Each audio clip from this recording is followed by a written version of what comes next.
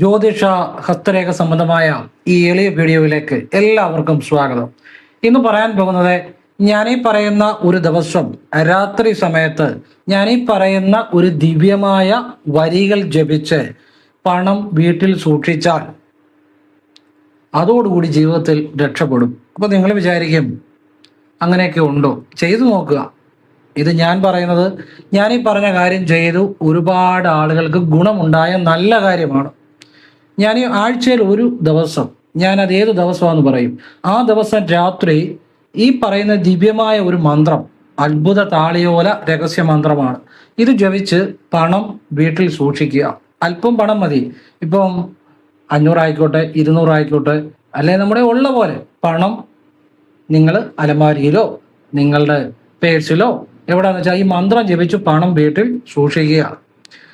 ഇത് ചൊവ്വാഴ്ച വൈകിട്ട് ഒരു ചെറിയ ഒരു ദിവ്യ മന്ത്രം ജപിച്ചാണത്. ഇങ്ങനെ ആ ദിവസത്തിന് പ്രാധാന്യമുണ്ട്. അപ്പോൾ അത് എങ്ങനെ ചെയ്യണമെന്ന് ഞാൻ പറഞ്ഞുതരാം. നിങ്ങൾ ചെയ്തു നോക്കുക. ഏതായാലും നല്ല കാര്യമാണ്. 1 രൂപ ചെലവില്ലാതെ ചെയ്യാവുന്ന കാര്യമാണ്. ചെയ്തവർക്കൊക്കെ ജീവിതത്തിൽ സാമ്പത്തികമായിട്ട് രക്ഷപ്പെട്ടിട്ടുണ്ട്. പിന്നെ നമ്മൾ നമ്മളിവിടെ പ്രയത്നിക്കണം. പക്ഷെ നമുക്ക് ആ ജീവിതത്തിൽ ഭാഗ്യം, ഈശ്വരാധീനം, സമ്പത്ത് ഒക്കെ കടന്നു വരുന്ന ഒരു ദിവ്യമായ മന്ത്രവും ആ ദിവ്യമായ ഒരു സമയമാണ്. അപ്പം അത് ചൊവ്വാഴ്ചയാണ്. ചൊവ്വാഴ്ച ഏത് ദിവ്യമായ മന്ത്രമാണ് ജപിക്കേണ്ടത്, എങ്ങനെയാണ് പണം വെക്കേണ്ടത്, ഉള്ള പോലെ വെച്ചാൽ മതി. നിങ്ങൾ ചെയ്തു നോക്കുക. ഞാൻ അതിനെക്കുറിച്ച് വിശദമായിട്ട് പറഞ്ഞു തരുന്നുണ്ട്. ആരും പറഞ്ഞു തരാത്ത ചില രഹസ്യങ്ങൾ ഈ വീഡിയോയിൽ ഞാൻ, ഗുരുക്കന്മാരുടെ ചില രഹസ്യങ്ങൾ, പിന്നെ ദേവിയുടെ ചില രഹസ്യങ്ങൾ, ഇതെല്ലാം പറയുന്നുണ്ട്. അത് മുഴുവൻ കേട്ടിട്ട് നിങ്ങൾ ചെയ്യുക. അതോടൊപ്പം നേരിട്ട് ഒരു കാര്യം കൂടെ പറഞ്ഞിട്ട് വീഡിയോയിലേക്ക് വരാം. നേരിട്ട് കൺസൾട്ടിങ് ഇല്ല, വാട്സപ്പ് വഴിയേ ഉള്ളൂ. സംഖ്യ, ജ്യോതിഷ, ഹസ്തരേഖ, ഗ്രഹനില ഇതൊക്കെയാണ് വിശകലനം ചെയ്യുന്നത്. നിങ്ങൾക്ക് താല്പര്യം ഉണ്ടെങ്കിൽ വാട്സപ്പിൽ ഇടുക. ഞാൻ എങ്ങനെ ചെയ്യുന്നത് പറഞ്ഞു തരും. ഞാൻ നല്ല കാര്യങ്ങൾ മാത്രമേ പറയത്തുള്ളൂ. ചെയ്യുന്ന രീതി പറഞ്ഞു തരും. അത് കേട്ടിട്ട് ആവശ്യമുണ്ടെങ്കിൽ ചെയ്യാം, അല്ലെ ചെയ്യാതിരിക്കാം. ഇതാണ് സാഹചര്യം. എല്ലാവരും ഈശ്വരൻ അനുഗ്രഹിക്കട്ടെ. ഞാൻ വിശദമായിട്ട് പറഞ്ഞുതരാം. ഫോൺ വിളിച്ചാൽ കിട്ടത്തില്ല. സാഹചര്യം പറഞ്ഞതേ ഉള്ളൂ. വിശദമായിട്ട് പറഞ്ഞുതരാം. അപ്പോഴേ ചൊവ്വാഴ്ച ദിവസം വൈകുന്ന പാട് നിങ്ങളുടെ കയ്യിൽ 200 ആയിക്കോട്ടെ, 500 ആയിക്കോട്ടെ, എത്രയാണ് ഉള്ള പോലെ പണം നിങ്ങൾ എടുത്ത് കയ്യിൽ പിടിച്ച് ഈ മന്ത്രം ജപിക്കണം. അത് ഞാൻ വീഡിയോയുടെ താഴെ ഡിസ്ക്രിപ്ഷൻ ബോക്സ് എഴുതിയിടാം. ഞാനൊന്ന് ജപിക്കാം. എന്നിട്ട് വീഡിയോയുടെ താഴെ ഡിസ്ക്രിപ്ഷൻ ബോക്സ് എഴുതിയിടാം. അതുകൂടെ നോക്കിയിട്ടേ ജപിക്കാവുള്ളൂ. മന്ത്രം ഇതാണ്: ഓം അശ്വദായി ഗോദായി ധനദായി മഹാധനേ ധനമേ ജൂഷദാം ദേവി സർവകാമാച്ച ദേഹിമേ സ്വാഹ. ഇത് മഹാലക്ഷ്മിയെ സങ്കല്പിച്ച് ഈ മന്ത്രം ജപിച്ചിട്ട് ഒരു 3 തവണ ജപിക്കുക. എന്നിട്ട് നിങ്ങൾ വലതുമൂക്കിലൂടെ ശ്വാസം എടുത്ത് ഈ മന്ത്രത്തിലൂടെ മഹാലക്ഷ്മി എനിക്ക് സമ്പത്ത് തരുന്നതായിട്ട് തന്നെ സങ്കല്പിച്ച് ഇടതുമൂക്കിലൂടെ ശ്വാസം നീട്ടിവിടുക. മനസ്സിലല്ലേ? അത് മഹാലക്ഷ്മി എനിക്ക് സമ്പത്ത് നൽകിക്കൊണ്ടിരിക്കുന്നതായിട്ട് സങ്കല്പിച്ച് ഈ മന്ത്രത്തിലൂടെ ഈ വലതുമൂക്കിലൂടെ ഒരു ചിന്തയില്ലാതെ പിന്നെ ഒരു മന്ത്രം ജപിക്കേണ്ട.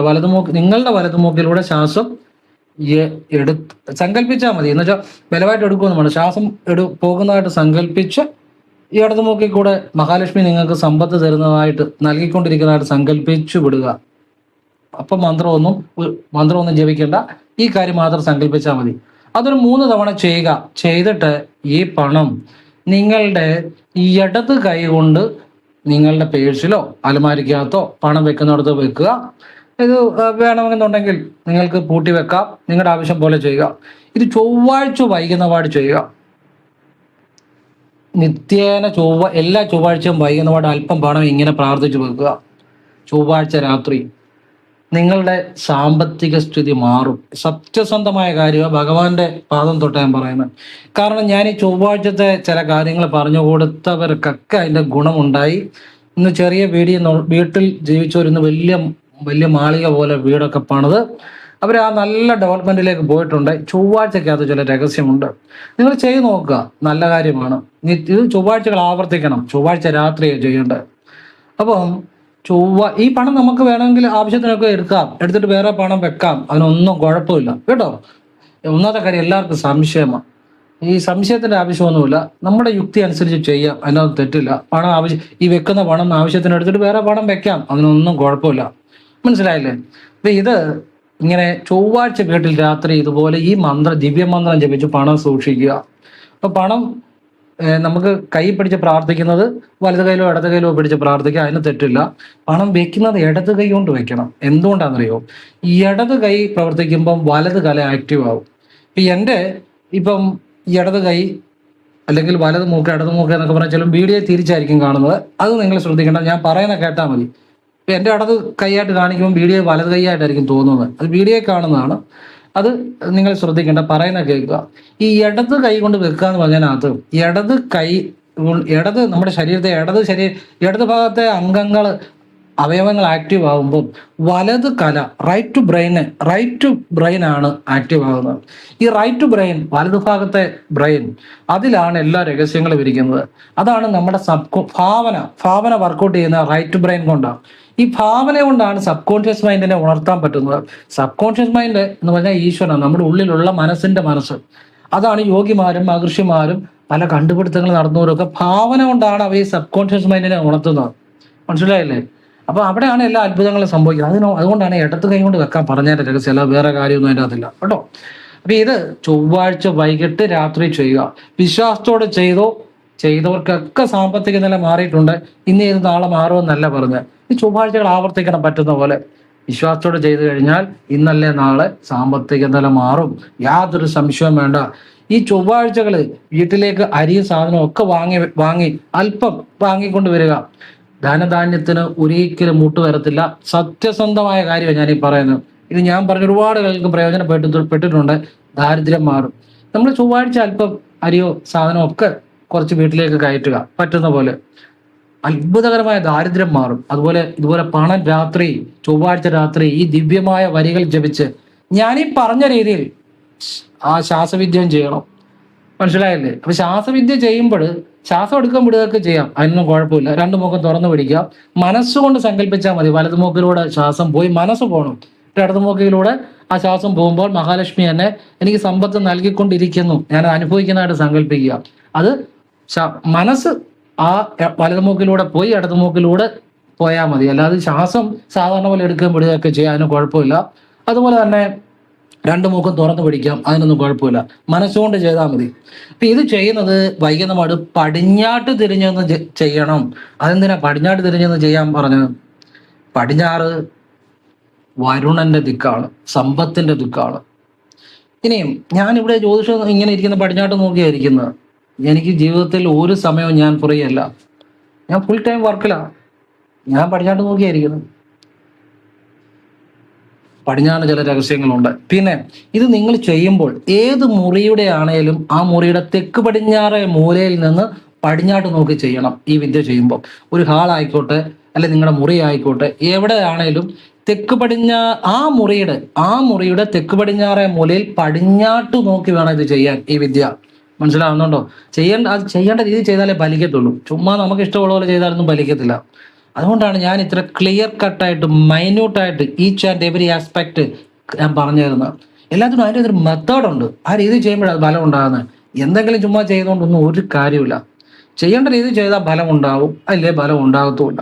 അതുകൊണ്ടാണ് ഇത്ര വിശദമായിട്ട് പറഞ്ഞു തരുന്നത്. അപ്പൊ ഇത് നിങ്ങൾ ചൊവ്വാഴ്ചകൾ രാത്രി ചെയ്യുക, ചൊവ്വാഴ്ചകൾ ആവർത്തിക്കുക.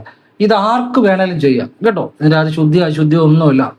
പിന്നെയും ഞാൻ കഴിഞ്ഞ ഒരു വീഡിയോയിൽ ഈ പ്രധാന വാതിലിന് തൊട്ടു മുകളിൽ ഒരു വസ്തു വെക്കുന്നതിനെ കുറിച്ച് പറഞ്ഞായിരുന്നു.